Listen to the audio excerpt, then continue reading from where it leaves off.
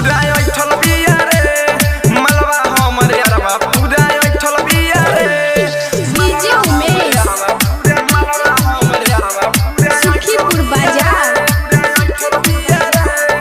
music by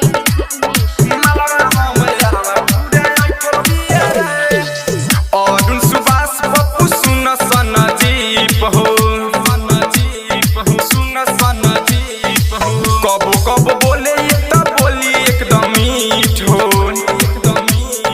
बोली एकदम मीठ हो और सुबास पप्पू सुन सन जीप हो कबो कबो बोले त बोली एकदम मीठ हो दीपू दीवाना कहे न जननी ऐसन बिया रे दीपू दीवाना कहे न जननी ऐसन बिया रे मलवा हमर यारवा पूरा